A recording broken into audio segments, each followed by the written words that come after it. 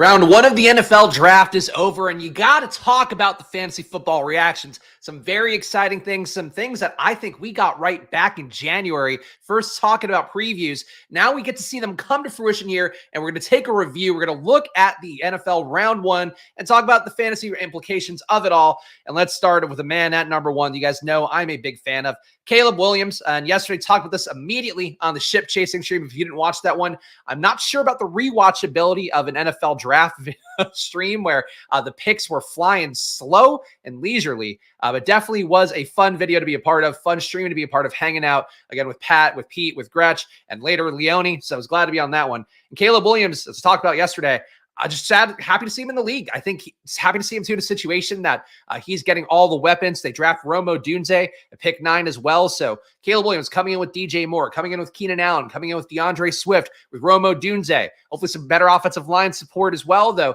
That's the one spot I feel like the Bears have maybe not addressed enough, though. A lot of depth at offensive line is one of the things people say about this draft, so we'll see what they do later on. For Caleb, though, he's getting all the position to come in, succeed immediately. I think a better runway than CJ Stroud has, where, as you guys have talked about, I've talked a lot with you guys about how I feel about Houston, where I think Nico Collins, I think Tank Dell, I think Robert Woods, those guys were all made, Noah Brown more than Robert Woods, obviously, were made by CJ Stroud next year. Those guys weren't independently going to be sure thing, massive successes. Nico had 2 years of being mid at best, I would say.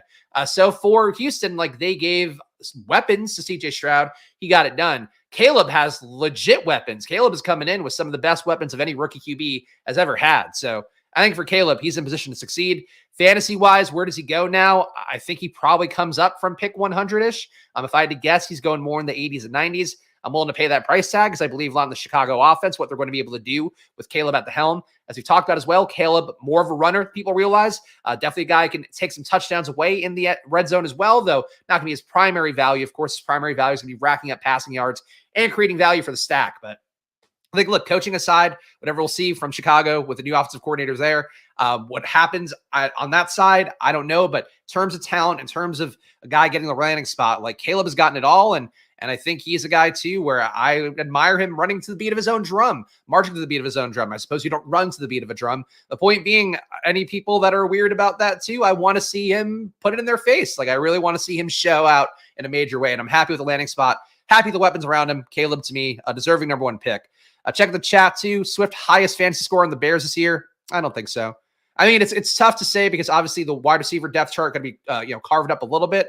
But I think they're going to be running a lot of 3 wide receiver sets, 1 tight end. The tough part is they did sign Gerald Everett, so it's hard to imagine why you signed Gerald Everett. You're not going to put him out there that much. So maybe you're seeing a little bit of a mix of 3 wide receiver sets with 12 personnel where you get 2 tight ends on the field.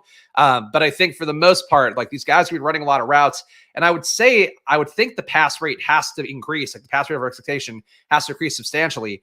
So that would be the hope and the assumption, I think, for that team. Ricky P getting such high praise from all the players. Yeah, Ricky Pearsall going. We'll talk about him in a little bit, but definitely a surprise at the end of the first round, and one that is certainly going to affect the ADPs in Best Ball Mania coming up. And it does seem like, guys, Best Ball Mania going to come out tomorrow, so I don't believe if it comes out at night, I won't be able to do a stream. If it came out in the morning, I would. So that's how it's looking for me tomorrow. But I would expect, no matter what, Monday morning, even though we're probably going to go and head against the Pete Overs at Juggernaut on Monday, we will be doing our first Best Ball Mania stream likely on Monday. But if it gets earlier, hit the notification bell. You'll know if I do. All right, Jaden Daniels, he goes to the spot where I had dialed this in from January. I think really the biggest early pick that I got right was Bo Nix to Denver. And I fortunately did not dial up that advantage in the big board very much. For Jaden Daniels, you guys know, I have a ton of Jaden Daniels with Commanders, a ton of Jaden Daniels with Terry McLaurin, a ton of Jaden Daniels with Jahan Dotson, I guess more than I should, more than I realized I had throughout the course of that process. A lot of Jaden Daniels with Zach Ertz, actually the most common duo I had was Jaden and Brian Robinson. So that was a bet if you've been watching Splash Play. Hopefully you made that bet too, because I do think it is a pretty good one. But for Jaden overall in the situation, coming into Washington, he's not getting the best offensive coordinator, I don't think, in Cliff Kingsbury. I think he's getting a guy that, didn't get in Caleb Williams' way necessarily in how he played at USC last year, didn't get in Kyler's way necessarily how he played in Arizona, at least in terms of fantasy. So I think for Jaden, that's going to be the hope here. And my main hope is that Jaden, being such an accurate passer, being such a good runner, obviously getting the draft capital as well now, where whatever concerns people had for him early on in the draft process, where they thought he might not go at number 2, he was definitely locked in at number 2 for basically the last few months. So for Jaden, I think for him, Could there be better landing spots? Maybe, but you have a speedy receiver. You have an underneath guy in Dotson. You have a veteran tight end in Zach Ertz. We'll see what else they add in the draft. I think they're very live to add a Ladd McConkey type. And I think that'd be a tremendous fit for him, even though his skill set may be a little bit duplicative of Dotson. But to me, his biggest value would be that he doesn't upset Terry McLaurin very much. But they could add, somebody else interesting at wide receiver. I don't know who that would be. Maybe a Brendan Rice. That'd be very fun for my bags. For Jaden, though, good outcome for him. Happy to see him go number 2. And as I said, planted the flag on enough pieces of content.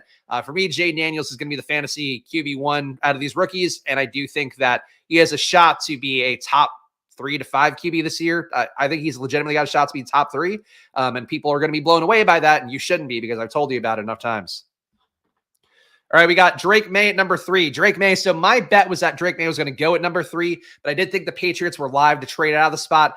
To me, them being more of a J.J. McCarthy team makes sense. I think with Drake May, though, one thing that people are missing a little bit, and I do think Pat Green talked about a little bit on the stream we did yesterday on ship chasing.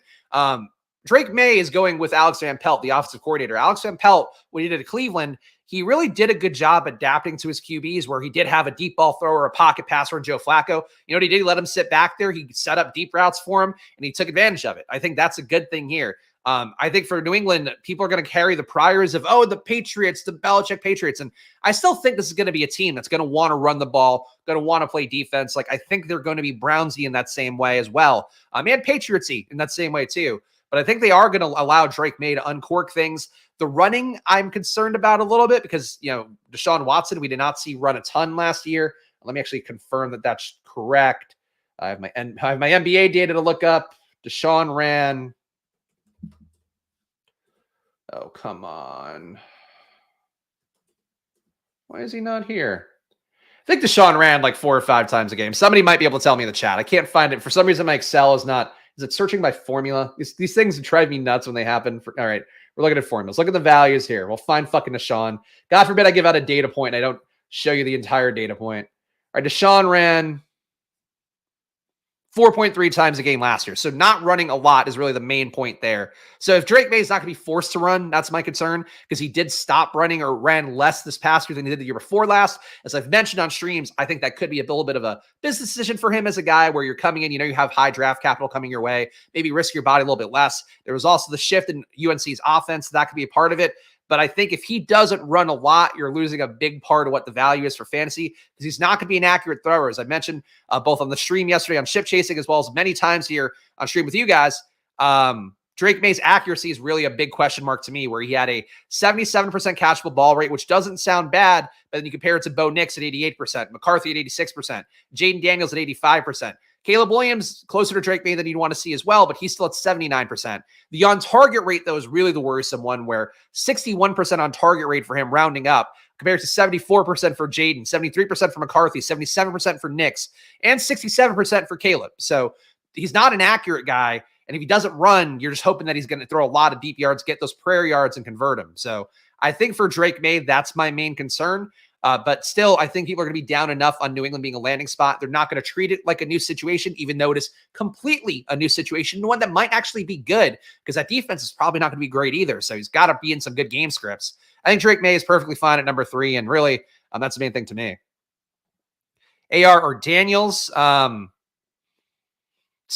I think that AR, the raw physical tools, excited me a little bit more. For Jaden, though, he's so polished analytically that I would think it would be Jaden. I think it would be Jaden Daniels for me. I think the coaching is the one gap where you guys know from last year, I was deeply in the bag for Shane Steichen. I think he's a genius. He was the one part I enjoyed out of watching the Eagles the season before last. So for me, for Shane Steichen, I think that was a big part of it. I don't have the same faith in Washington's coaching staff. I think Cliff Kingsbury is a fake sharp. I think that Quinn is just going to be happy to run the ball incessantly. And maybe that does bode well for the RPO for Jaden Daniels and his own ability to run. But, I think those are the main things for me. I still would probably take Jaden just because of the ability to pass accurately and, successfully. And then frankly, too, the way that he plays, there's a clip that was floating around from this past weekend of CJ Stroud talking to Micah Parsons about, basically what they would do in a certain play situation of 4th and 3, and they build their perfect team. And then CJ Stroud draws up a play and they approach how it would go. And basically Stroud, the way he talks about it is he's setting up, he wants to get those 3 yards to get the first down, but he's also looking downfield to try to set up a touchdown. And I do think for Jane Daniels, he's kind of a similar player where his eyes, frankly, he and Caleb both, eyes always downfield, guys trying to set up touchdowns. For Drake May, I see that a little bit less. So I think those guys, no matter what, are in good situations. And AR just doesn't have that same passing ability, unfortunately, even though I love the guy. Surprising number of Caleb and Odunze stacks. There you go. I think it's a good play. I think that Odunze is going to come down. People are going to worry a lot about him being priced out of the starting 2 wide receiver spots. But ultimately, a team like this where you have Caleb, and frankly, how he played best at USC, you want to spread it out. You want to give him the opportunity to find different guys. You want to also give him some ability to move around and create value. So Odunze, to me, if he comes down at all in ADP, and I think he might, I think that more Keenan Allen and Odunze should all probably come down a little bit in terms of how the public perceives them. I'll be there. I think Caleb comes up and those 3 guys come down, which is going to be kind of a weird push-pull to have.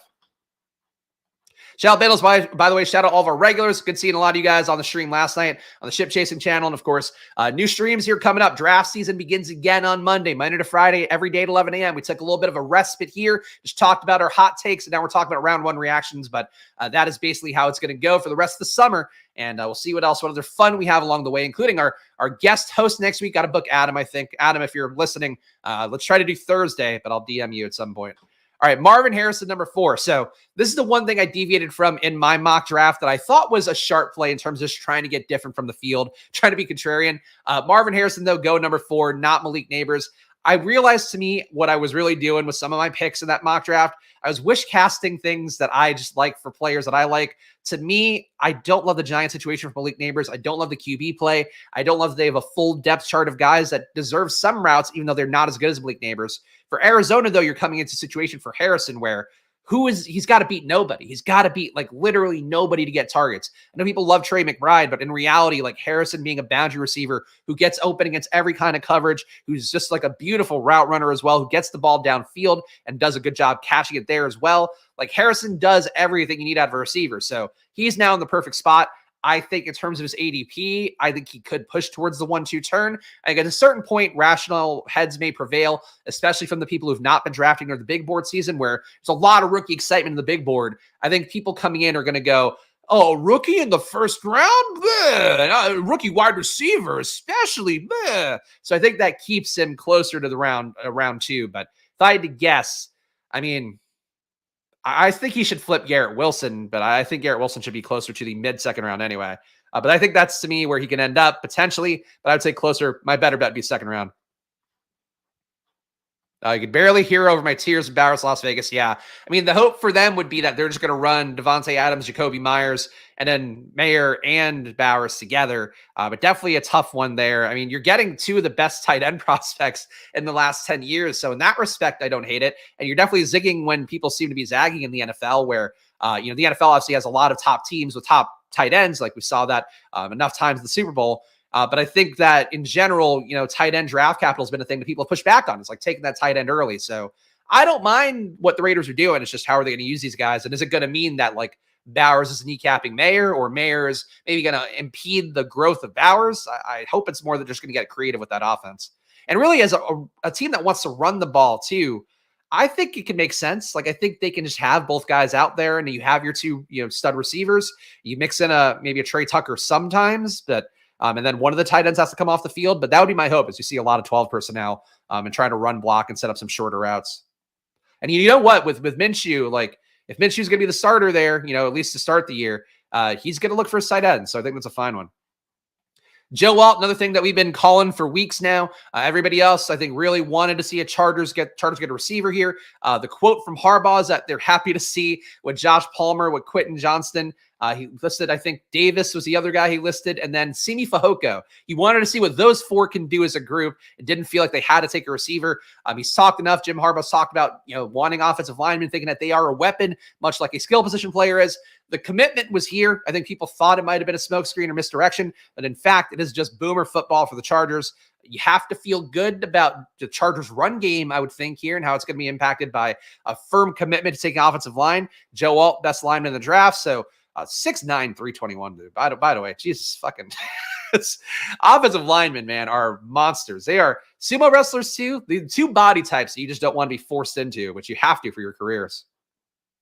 All right, we got Malik Neighbors here, pick 6. So as I mentioned here, I just don't love the fit for the Giants. I think stepping into bad QB play, stepping into a team as well that would love to run the ball, doesn't want to be a high pass rate or expectation team. And also you're stepping into a team where you have Wan'Dale Robinson who does some similar things. He's only out of the slot. You can move Malik Neighbors around. He's pretty good out wide, still very good in the slot too. But you have Neighbors there competing now with Wan'Dale. Jalen Hyatt's going to take some of those go routes and those deep routes. They have to see what they have out of him in year 2. So he's the other one there. Slayton is holding out right now. Slayton was actually pretty good last year. So you have 3 receivers that are pretty good. Darren Waller, I don't know if he comes back or not. I still think he comes back because you're coming off a divorce. I don't know why you would, you play football, you're coming off a divorce, go have some fun on the road. So I think Waller comes back, but it's a lot of mouths there to feed in an offense that I don't think is going to be aggressive feeding pass catcher mouths. So that's really the big reason I don't love this spot for Neighbors. Somebody that is a big Neighbors bag holder. I'll still be there. Still think the talent is huge, but really it's not like an open target tree. They have to develop these young guys that have shown something, and both Hyatt and Wan'Dale have shown something. So I don't know. The QB play just sucks. I don't think Daniel Jones is going to make a big leap to being competitive again. Maybe he has a reinvention after losing the ACL. Maybe that keeps him in the pocket more, and he really has been prepping this entire offseason to be more willing thrower, to get the ball out with some snap and to make some decisive plays and be accurate. But I don't know what we've seen in the past from him that's going to make you think that's the expectation. So that's the concern for Neighbors here. Love him, but really wish it were a better outcome for sure. Other picks here. JC Latham, whatever. Not a surprise here. Again, the Titans want to run the football. They also want to pass the football more. That is easier accomplished when you have better offensive line play. Latham was getting steamed up a lot in the mock drafts. People were talking him up in the media as well. The big one here, the man in the thumbnail, Michael Penix Jr. This trade, this lack of a trade, this pick, just an awful decision in every possible way. In terms of managing NFL draft capital, number one is you could have gotten Penix later. I think they were concerned about the Broncos and Raiders in that spot, and that one of them would take Penix. I think that's kind of a fool's errand. Maybe one of those teams would, but I think the Broncos were locked into Nix, and I think maybe the Raiders would have taken Penix. But my assumption is that they couldn't trade then to 10 or 11, so they were worried about not getting Penix there. I don't know what you're getting with Penix that you're missing out on, really. To me, an older QB, he looks cool. I got to say, he looked cool in the room waiting for his pick, even though apparently he was very surprised to be hearing about it. Said he threw the ball really well in the Falcons workout. Maybe that decided for them a little bit as well. For Penix, though, coming off the knee injuries, an older QB, I think he's 24. So for Penix, that's not great either. The fact that you just paid Kirk Cousins all this money, and yeah, I get hedging against Kirk Cousins having an injury, but this isn't drafting JJ McCarthy, who, at 2021, you can keep him on the bench for a couple of years, even though he's probably ready to play day one. And I think he's going to crush in Minnesota, as we'll talk about in a moment. You take JJ McCarthy, you take the developmental QB then, and you let him play behind Kirk Cousins. And now you've pissed off Kirk Cousins, who already has put out to the media that he's frustrated and confused by them taking a QB here. So bad organizational stuff by the Falcons. The Falcons, too, are a team that's run by a tribunal. It's not like one person making decisions there, which is what they talked about the Belichick hiring. There's an in-depth article on the ESPN report about Belichick and why he didn't get any jobs. They talk about that at length. So this was not just one person either making a bad decision. It's a group of people making a bad decision. So that's what horrifies me here. That said, Penix in the best situation to hit, so that's good for him, I guess. He's not going to play this year. The worst case outcome is him playing this year. So I think that's a thing for me where I would have a hard time drafting Kirk at ADP right now. I don't think Penix is draftable at all. I think he's a pure handcuff. If you got Kirk hurt in July, then maybe you're starting to take Penix for a BBM. But I think Penix to me is one of the worst picks in the top 10. This is the exact opposite, by the way, of a Lions situation where people compare it. Take Jahmyr Gibbs. You're taking a guy who's going to be on the field adding value to your team right away. Unless they're going to be playing XFL style where two guys can throw a pass and reinventing the game, there's no reason to have Penix now. It's a huge waste of draft capital, really bad football, really bad decision, whatever you think about Penix. Guys who like Penix, good news. You probably got his best possible outcome to succeed at age 27, age 26, age 27. But, it's stupid. It's really one of the worst ones. Low IQ in Atlanta. Yeah, typical Falcons. 2 years guaranteed for Cousins. There we go. So that's the whole thing. Hilarious move by all accounts, but yeah, Cousins only has 2 years guaranteed, essentially. That's the point, though, is in 2 years, we don't know who's going to be at QB. There could be somebody a million times better than Michael Penix. Next year, his class people don't like very much, but even then, somebody can break out. That's a thing that happens enough. So I don't know. I don't get it. I don't get why you do it. I think it's a really big failing as an organization. And as I think, Pete and the guys yesterday in the chip chasing cast did a really good job just pointing out, like, just not getting some more picks out of that is really a big screw up. But I think they were afraid one of these teams in here, in Seattle too, maybe could have moved up and done something because they're in the range here where they could have perhaps jumped up to 10 or 11. So I think that was really it for them, is they just were worried about not getting Penix, even though didn't seem like anybody really wanted Penix besides maybe the Raiders. Rome Odunze. People are going to hate this landing spot. Again, Caleb wanted him specifically. It's very much a CJ Stroud, Tank Dell kind of situation. For Rome Odunze, I think this is a good landing spot for him. He's going to learn how to be better at the technique stuff that, frankly, he's not a burner athlete. Like, he's a very good athlete, but he's not like the stud player. He's significantly behind Marvin Harrison Jr. and Malik Neighbors in terms of both production and the pure, what they bring to the table in terms of like separation from Harrison, the east-west ability that Malik Neighbors has. Rome Odunze doesn't have that. So he's got to win on technique. So if you're going to be in a wide receiver core with Keenan Allen and DJ Moore, and those guys are going to be, good teammates, he's going to learn a lot. So I think for his career, very good outcome. Obviously, you have Keenan getting older. DJ Moore's got to be a little bit older, right? I think we're talking 28, 29. 27, just turned 27 April 14th. A little bit younger than I would have thought. Would have thought he would be in range to turn 28. But DJ Moore getting a little bit older, so like long-term prospects for Dynasty, I think Odunze looks good. I'm not like Mr. Dynasty here, but he's going to be in a good situation. He's going to be growing up with Caleb Williams. That's good too. I think that they are going to be very live to be this kind of generation's Devontae Adams, Aaron Rodgers pairing, I think is there. But Odunze a little more of a deep ball game. I don't know. It's a great landing spot for Odunze. Not mad about the shares. I have them. Do you think he'll come down in ADP a little bit, though? Or at least like there's going to be some movement with Moore, Allen. Maybe those guys come down. Odunze comes up a little. But I am happy to have Odunze, and I think Caleb Williams will be happy to have him too. So that's my pick there. Falcons' top 3 trash organizations, owner clueless. Remember when they were going to get Deshaun Watson before Cleveland stepped up and showed, yeah. And they also didn't take Lamar when he was available, and frankly seemed like he was wanting to go to the Falcons potentially. So you have big screw-ups by Atlanta, and it sucks because like I do believe that offense is going to, with this team botching things incredibly, they're going to fail upwards because you have Kirk Cousins, you have Drake London, you have Kyle Pitts, you have a good play caller coming in Zach Robinson with those Rams principles. Head coach Raheem Morris, a lot of great reviews from him on the Rams. Wasn't exactly wowed the last time he was a head coach, but that was years ago. So we'll see with the Falcons. I still think they're the Detroit of this year, where they are the chalk assumption that they're going to take a leap. And I'm okay with the chalk assumption, but when you have the organization making fuck-ups on this level, maybe you start to poke some holes in that a little bit more. JJ McCarthy got probably a much better landing spot. Relative to ADP, he got the best landing spot of any QB in a draft right now.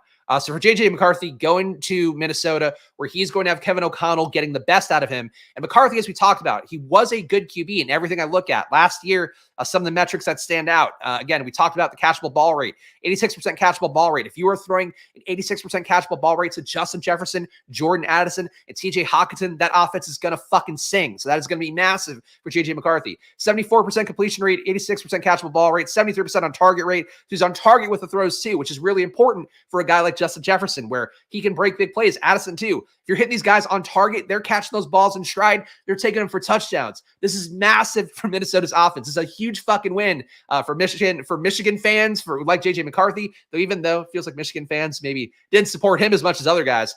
They're in the bag for Blake Corum. They're not defending JJ. JJ is going to light it up, guys. Like I don't know what else to say that could give you more faith in him, but he and Bo Nix landed nut outcomes for guys that were free in that last draft, and I think they're still going to be mostly free. JJ probably less so, but Bo Nix I think is still going to be free to open BBM. You should be stacking them up left and right. If you get Jefferson, if you get Addison, just take JJ. Like JJ is absolutely going to be worth going in the 180s, like 190s maybe.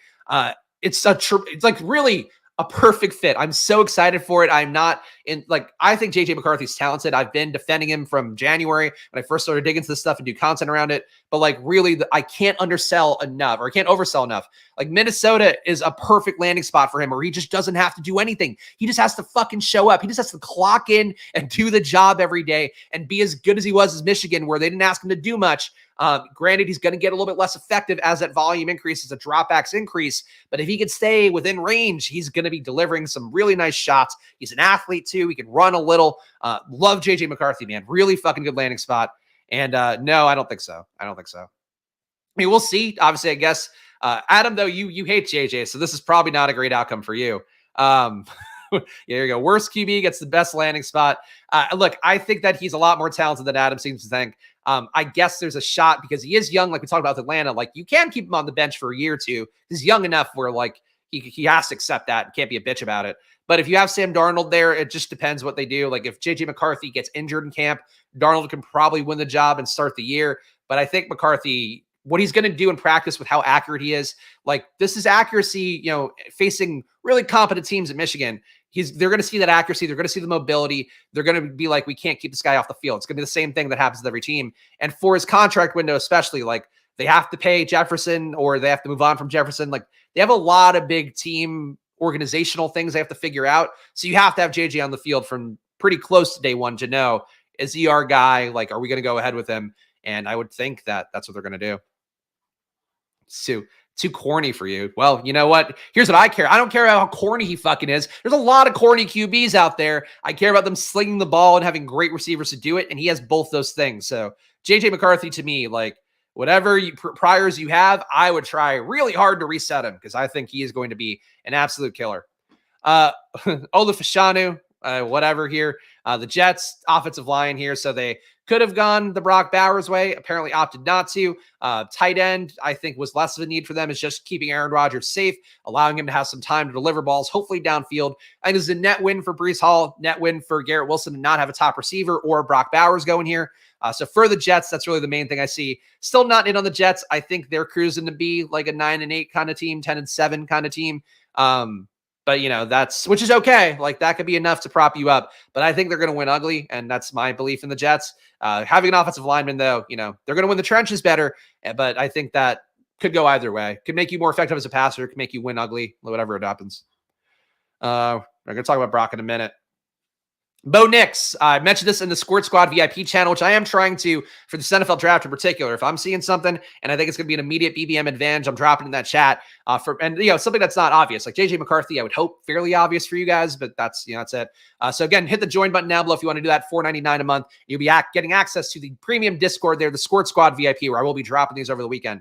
One of the things I did drop, so spoiler alert, Bo Nix landed in the perfect fucking spot. A Sean Payton offense. I've said from day one, the moment we did the January 1st, the first video I did previewing rookies, that Bo Nix would be a tremendous fit in Denver. You know why? Because he runs an adult offense that's, maybe a little bit boomery, but like short throws, accuracy-based throws, timing-based throws, getting the ball out, hitting screens. It's all going to happen now in this offense. That's what Denver wants. It's what they hated about Russell Wilson. Kept trying to play hero ball. And Russ was okay playing hero ball. Like, he wasn't as bad as people might think, but he didn't run the Sean Payton offense.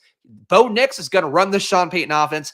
The risk is, I guess, that Zach Wilson could start the year, and then maybe you end up in a situation where, like, you're trying to have Zach Wilson get you through, and then you protect Bo Nix, and he comes in as a savior. But I think he, much like JJ McCarthy, with the draft capital, with team building in the modern NFL, I think he starts day one. I think he's going to create a lot of value for the pass catchers around him. Again, he was incredibly accurate as well. Let's give a read on his numbers real fast. Bo Nix, 88% catchable ball rate, 77% on target rate. His completion rate also 77%. So he was throwing catchable balls and they weren't able to catch them all sometimes, which obviously, that's going to happen for most guys. But like, was really like, he should have even had better numbers based on how well he was throwing it.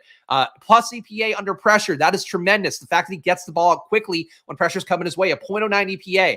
Being positive EPA under pressure is such a rare trait. That's a pro-level thing that I've said was going to be one of his strengths from day one. Now I think we're going to see it with him starting in the NFL from day one.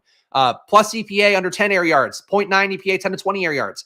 Downfield, he's the weakest there, still better than Drake May. 0.7 EPA for Bo Nix compared to a 0.68 for Drake May. So pretty much close, but for what it's worth, JJ McCarthy 0.64, and then Jaden Daniels 1.6, Caleb Williams 1.3. So you see the difference there. The aggressive downfield throws. That's why, to me, Caleb and Jaden Daniels were a tier above. Drake May, a willing downfield thrower, but not that great at it. He's pretty much as good as Nix, McCarthy, and everybody else I just named. So that's really it for me. Bo Nix, great at everything. I think he is going to be a great player. He was also great in the red zone too, which is a bit of a test of a QB skill because you're getting into tight windows. You're playing kind of carnival ball there. You have to get things into little holes that are probably not meant to be fitting a ball. That's what he did well too. So Bo Nix is a fucking smasher, man. And I hope I put you guys on him enough. I certainly didn't take him enough in drafts just because, like, I one of my concerns, and I think this is something I have to be better at, is like I do it with some players, but then some players that are really fringe where everybody shat on Bo Nix initially, I didn't push him enough in my own drafts. And I think that's something that I have to have more comfort really following my takes with a little bit more aggression. And I'm still above the field on Bo Nix, I'm sure, and definitely above the field on him with Denver because I did stack that up a couple times. But I do think that it's one thing that I need to be reminded of myself, and I'm going to try to remind myself of more once we get into BBM season. It's just, you got to follow, especially if you do work like we do here on stream every day. And I hope you guys do the same for yourselves. If you do the work and you have takes that you land upon because you're out researching people and you're out dating people and you're putting it together in a way that maybe on a higher level than some folks, you got to trust your gut with some stuff. If you're just going like, hey, I don't know, the Jets weren't good last year, they're not going to be good this year. Like, you can't do that. So that's one thing I would say about following your gut. If you're following your gut based upon putting in the work, you got to do it more. And that's something I wish I'd done with Bo Nix a little bit more. Nick/Wilson and Darnell McCarthy are not good QB rooms. Run away. All right. I mean, you're entitled to your opinion. I don't think that's correct. You can't be as efficient as these guys were in college and not be ready to step up to the pros. Like, both guys ran adult offenses. Like, that is a skill. More Caleb Williams and Jaden Daniels. Those guys are like more. Like, those are the kind of guys I like more. They're like playground ball guys. Like, they're guys where, and that's a disrespect to Jaden, who did play a lot within structure and in the system a little bit more, but like, they can create plays out of nothing. Whereas Bo Nix and JJ, especially Bo Nix, like, they're not going to create plays out of nothing. They're going to create plays within structure, within an offense that's well designed and scheming well. So if you think Sean Payton's just dust and he's never going to be good again, he's not going to be able to figure it out, then you could fade Bo Nix. Like, but there's, what I would say is like some QBs are like vessel QBs. They're just a fucking body for the offense to flow through. Whereas other QBs are guys that go out of their way and make plays. And that's the exciting guys. That's the Jaden. That's the Caleb. That's the AR. That's the Stroud. The Bryce Young, though, is like a system guy. So you see what happens when the system is bad. If you think the system is going to be good, you should buy in on the guy. And I think that Bo Nix is going to figure it out well. I think McCarthy is in a very good system that also is going to force him to be more aggressive downfield. So I would say in that respect, McCarthy is a bigger winner. But yeah, that's my take. You can have yours. All right. We got Brock Bowers here at pick 13. So Brock, bit of a surprise here. Again, I think it's viable that the Raiders could be trying to keep two tight end sets a little bit more, trying to use the run game and also having guys that can catch passes. Gives them a lot of flexibility, but also still plays conservatively enough. Like, we do know defensive coaches like an Antonio Pierce generally would like to play. So for Brock overall, to me, I don't love the landing spot. I don't love it for Michael Mayer, who I have been pretty heavy on in terms of the big board, but I do think there's a world where both guys can get there. The main thing you want to see at this point, you don't want to see the Raiders add another good receiver. Like, obviously, like Leggett already went, or we'll talk about him in a minute, but Leggett kind of guys I think would be bad to add to the Raiders room right now. Somebody that could command targets, that's going to come in with freak athletic profile, that could also necessitate more 3 wide receiver sets. That would be bad for Brock Bowers. But Brock Bowers and Mayer, to be clear. I think Bowers is going to be safe no matter what, because no matter what, Brock Bowers is a current regime pick, whereas Michael Mayer is now a previous regime pick. So Mayer, I don't think is dead, but that's the bad side for Mayer. I don't think there's a bad side for Bowers. The bad side for Bowers is just that he's going to be competing with Devontae Adams, who will take some red zone attention away in a way that's going to help Bowers out. And frankly, Myers too was fed the ball pretty well last year. So that's the big concern really. But I think Bowers displaces Mayer in a worst case scenario. Best case scenario is they're both still playing a lot of routes. They're out there and they're kind of like two Dalton Kincaids instead of a Dalton Kincaid and a Dawson Knox. And that's my hope for them. Knicks and JJ are guys you win with. Caleb and Daniels are guys you win because of. That's it. I mean, I think Adam summed that up really well. That's exactly how I feel about it. But yes, they can help you win. And I think that's really the main thing to me. And for fantasy, again, it's just, can he be a functional enough vessel in an offense that's going to throw enough for me? I think McCarthy, that's a 100% home run. For Knicks, I'm willing to make the bet because there's talent around him and he's going to be so cheap. But I think, like, if you're going to really nickel and dime him, like, there's a shot that Denver's offense just sucks and Sean Payton doesn't have it anymore. So that's the risk profile for Knicks. But I don't think it's Knicks himself. All right, so Bowers, yeah. So Bowers, I still am a fan of. If he comes down in ADP, I'll keep taking him. Bowers, one of my highest exposed players on the big board. I don't hate it. I just don't think that. I think this is more of a reflection on what Tom Telesco thinks potentially about Michael Mayer. But you also can make the case that, like, this could really be them trying to build a unique approach as a team where you now have two really good blocking tight ends who also can be good pass catchers. And I think that's an exciting way to approach things, to keep things open while still within the fundamental, like, we're going to run the ball, we're going to be a power team. So I don't think it's dead by any stretch for either guy. Where do I see Jatavian Sanders going? I don't think anywhere good. I mean, if he's going to go somewhere, it's probably third round, I would guess. I honestly don't even want to pick second round tight ends at this point, but Sinnott, I would think it's a better spot or a higher draft capital spot. But maybe not. I don't know. Both guys, though, I think to me, hopefully they're hoping they go today, but I think it's more likely they're going round 3. All right, if not later, especially for Jatavian. I think Sinnott round 3 would be the floor. Jatavian could go round 4 or 5, and it really wouldn't shock me too much. Saints committing to the run here / protection with Fuaga. Latu goes to more defensive stuff for the Colts. Colts really, I think overall would love to be a team that wins a little bit more with defense, doesn't put the pressure on AR to win games, so nothing surprising there. Byron Murphy going to Seattle here. Obviously, Mike McDonald, defensive coordinator, taking over as the head coach there. So for him, going to be a thing where you're trying to make the defense better. They have enough on offense for Ryan Grubbs. They're going to see what he can do, setting up some University of Washington principles for that team. So they probably didn't feel like they needed talent, and they've spent enough draft capital at receiver in the last few years. Dallas Turner goes to the edge.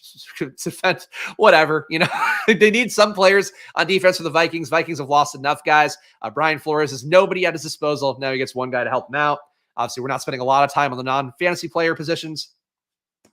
Marius Mims, more protection here for the Bengals. Trying to keep Joe Burrow safe and upright can be an important part. Obviously, again, same thing as the Jets. Net win is going to be for the running back room. Also going to help out the QB. Should create more value, more opportunity downfield. If Mims is going to be good, 6'8", 3-foot offensive lineman, man. How do you even buy clothes? Like, is everything just custom tailored? But anyway, just more protection, going to be positive for the offense overall, even if it doesn't directly impact anything.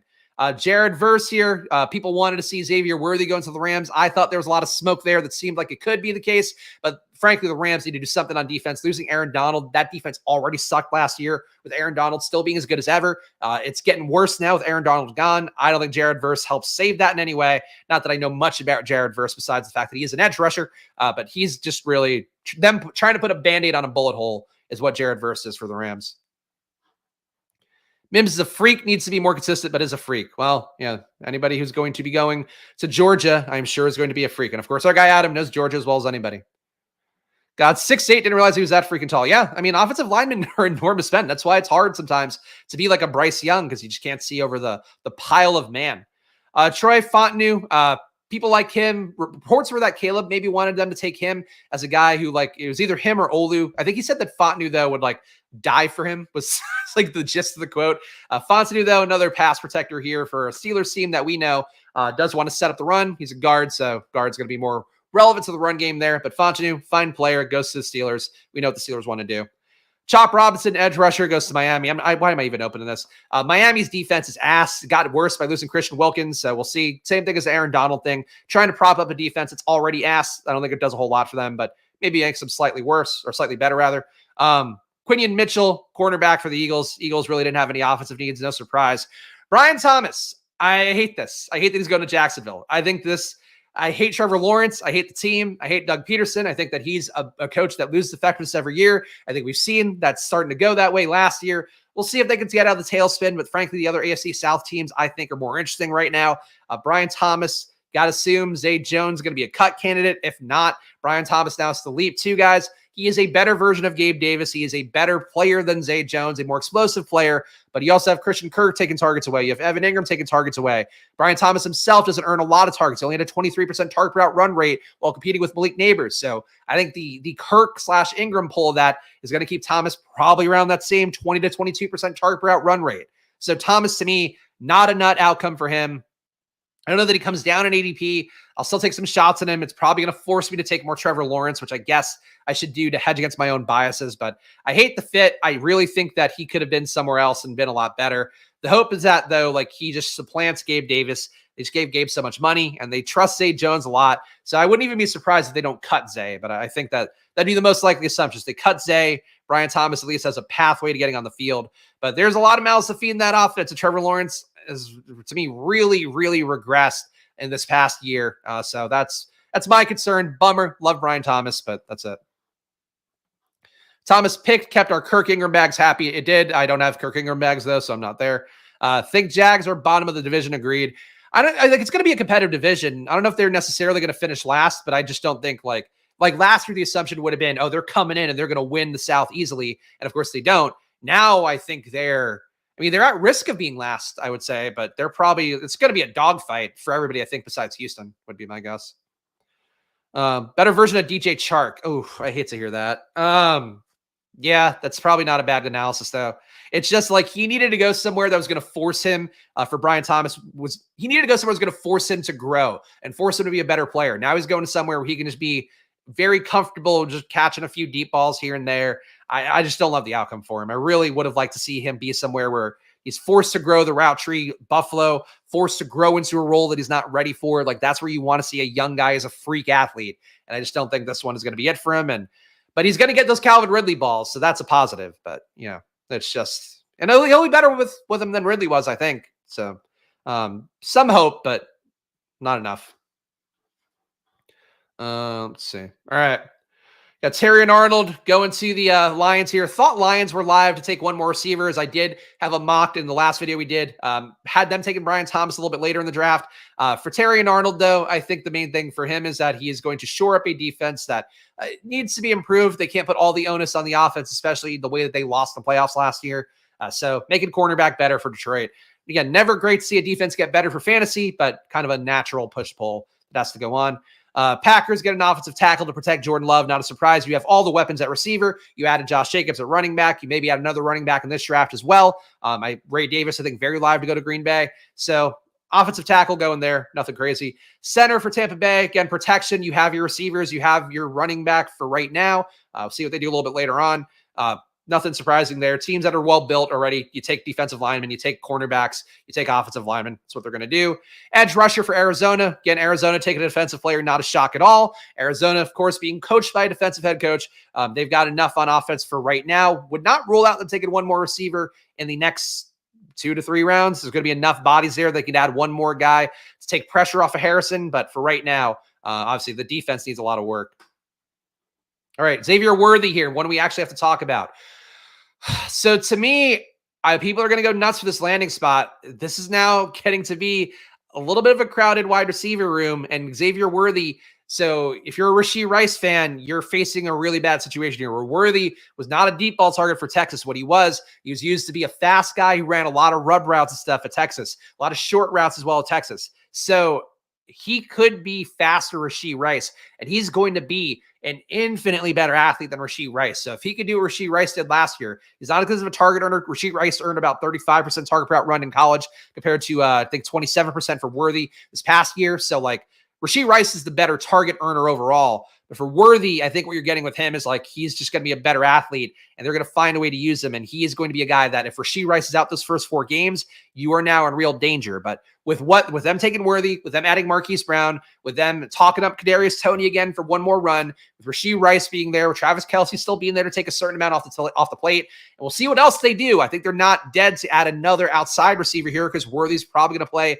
little bit more out of the slot, play more intermediate game. So I don't think it's great. I don't think it's great for a Chiefs team that they're reloading. They're getting better versions like Marquise Brown, the better version of MVS, Xavier Worthy, the better version of Justin Watson. Like they're getting better overall, but they're not going to, I think, be a team that's going to throw for 300, 400 yards a game anymore. I just don't see how you want to win like that when they showed a real will last year to change the narrative and win in a different way. So I think Worthy's a fine player. I think the price tag for him is going to get real lofty. If I had to guess, he's going to go at least 70s, more likely 50s, 60s, based on the public enthusiasm for anybody being added to a top team.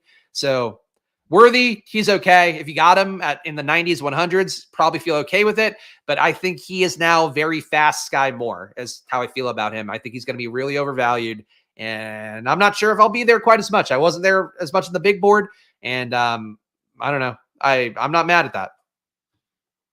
So glad I have 0% Rice. You guys know my stance on Rice was that they were going to add somebody. That was before all the legal issues now, but that was why I didn't think he was worth taking in the 20s. I took him sporadically at best, and I think that bet looks like one of my best takes so far this early part of the season.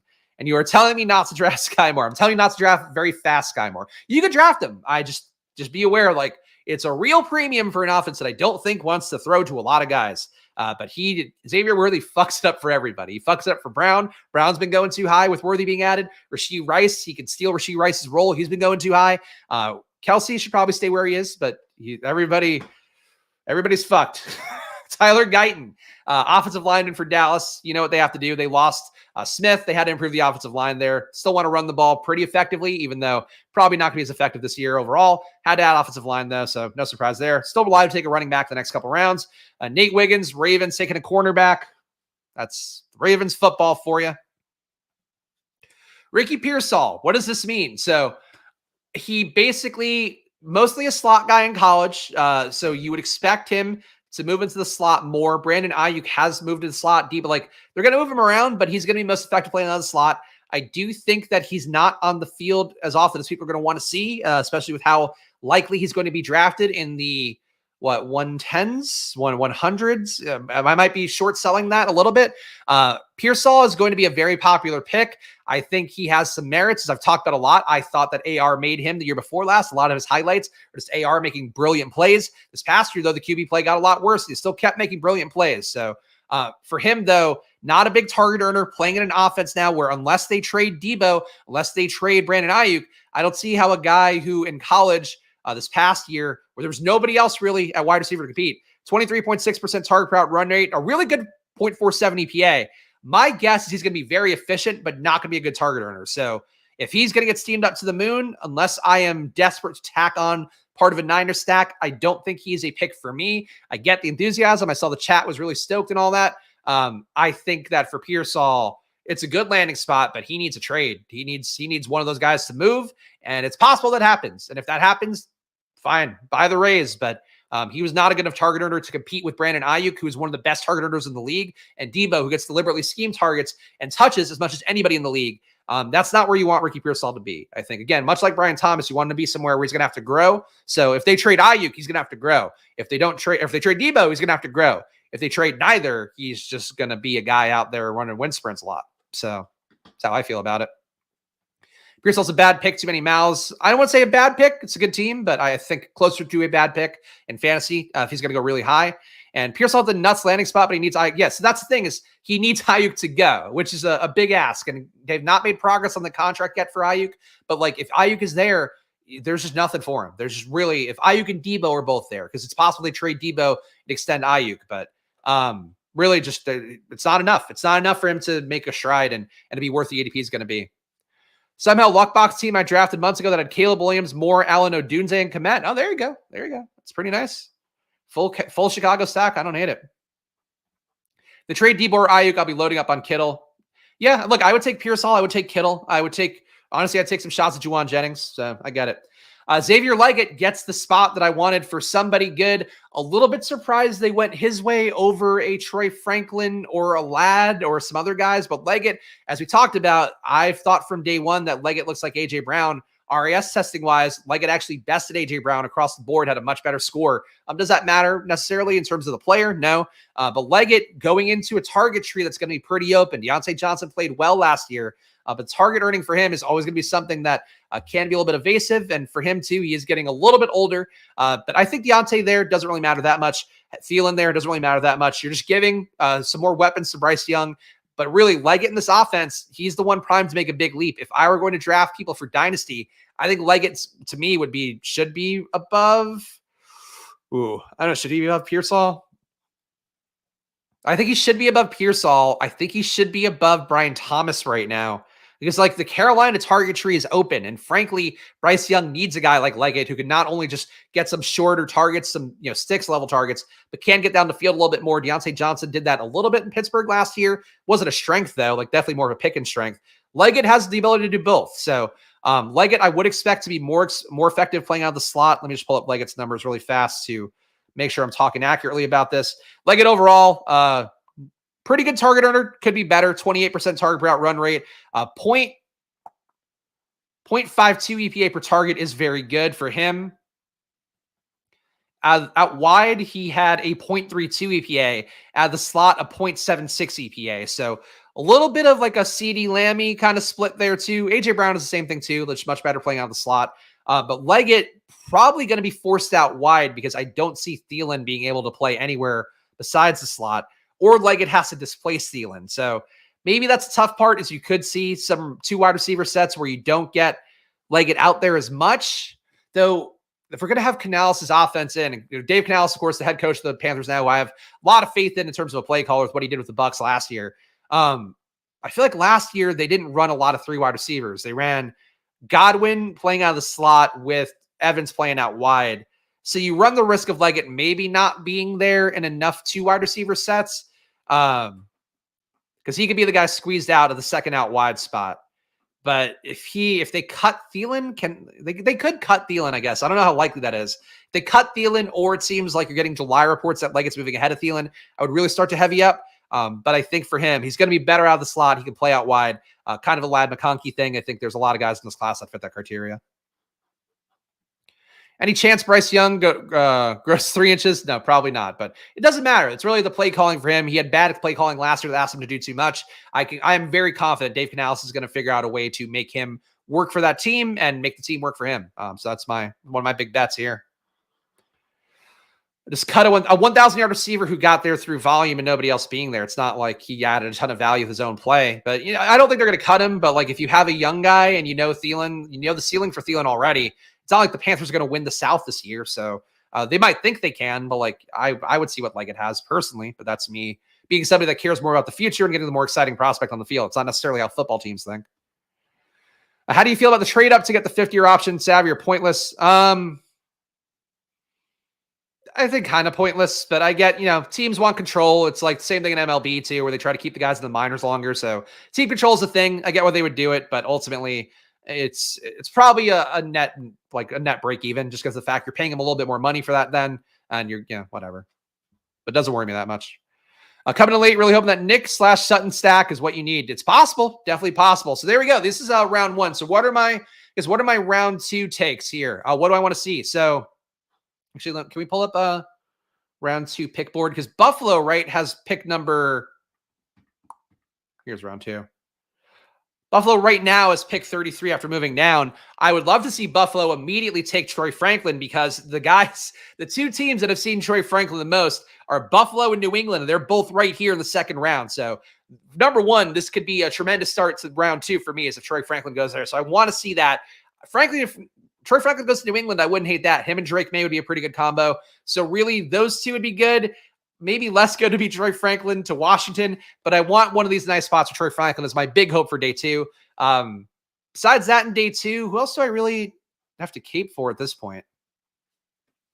Adonai Mitchell's obviously got to go somewhere. I think he's live to go to Washington too. He would be homeless Terry McLaurin in that offense, less good target earner, but similar deep ball guy. I think that would not shock me to see A.D. Mitchell go there. And frankly, if A.D. Mitchell goes to Washington with Jaden Daniels, I think it'd be a pretty good outcome for him. So I'd watch that one for A.D. Mitchell to go in these first 10 picks of round 2. Estimated the Bills would not happen to start around 2. I would rather have Troy Franklin to the Bills in round 2, and estimate can go round 4, round 5. You can go wherever. We're just going to hope that he becomes the new Latavius Murray there. Nobody else here I feel like I really need to make a stand for. Brendan Rice here, see where he goes. I'm not sure if that's going to be round 2 or 3, but I think there's a pretty good shot. Keon Coleman, I want to see keep falling. Definitely would like to have that one in the bag as well. QB-wise, I think we've seen everything. I'm sure Spencer Rattler fans would like to see him go.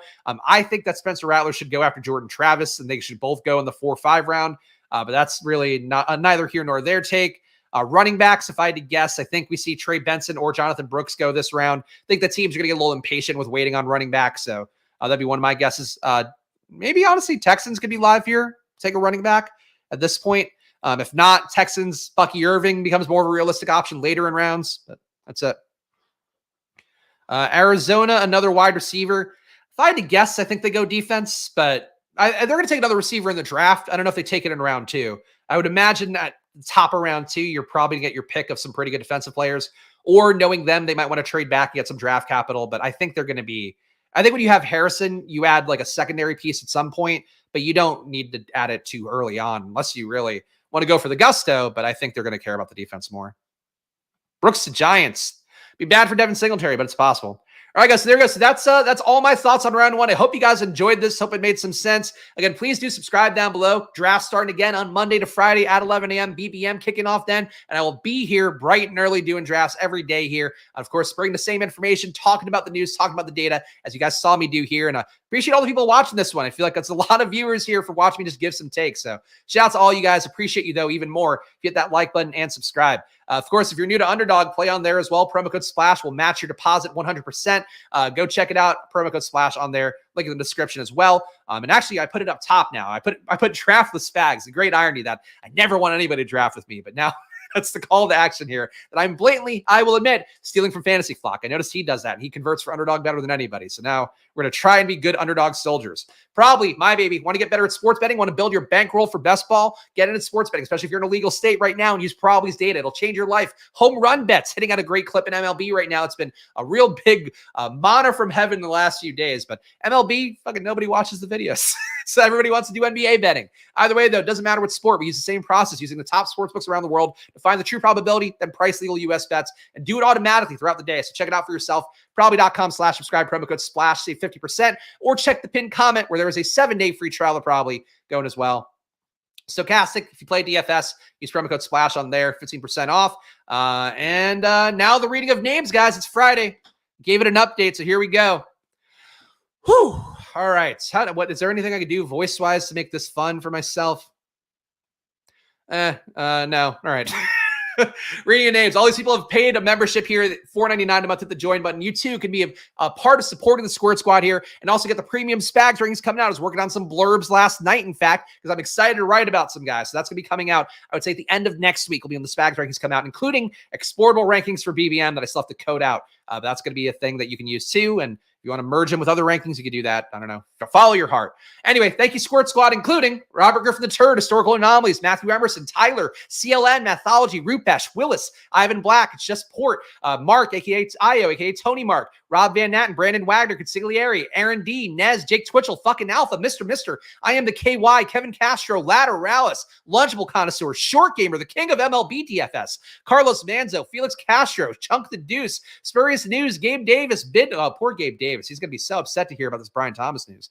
Bindles, Frankie Frank, Nolan, Thomas Schultz, Laces Out, Mr. TD, Jay Stress, Kent Lewis, Kyler, Jonathan W, Jay, Jaden, Galen Stars, Christopher, Jeff T, Wounded Geese, Ben Haver, Jeff F, Craig B, Recipes with Reed, Body Bag Jones, Hoosier Devo, Jason Neff, our boy Michael Thomas is unbanned. Welcome back, Michael Thomas. You paid for a month and now you've paid your penance. Steel City Blue, Thomas Avery, W for Omega, Finkelstein, Shit Kid, Tyler, Mike, Sip, D-Well, Christopher Ford, the Snatch Catcher himself, and and the Hot Rodder 12. All these fine folks help me put on the show. You too can do it. Hit that join button down below. And of course, if you're gambling, always make sure to do it responsibly, guys. That's what I'd say. Or I'll bonk you. I'll bonk you like the dog. Follow me at Chris Spags. Follow the show at Splashblade Pod. And again, please do subscribe down below. We'll be back with more on Monday. And honestly, if BBM is somehow out tomorrow morning, or maybe tomorrow morning, so we'll see. Keep your eyes peeled. Hit the notification bell. You'll know when I do. But I'll see you guys then. Enjoy your weekends, ladies and gentlemen. Go Troy Franklin, go. And of course, good luck. Bye.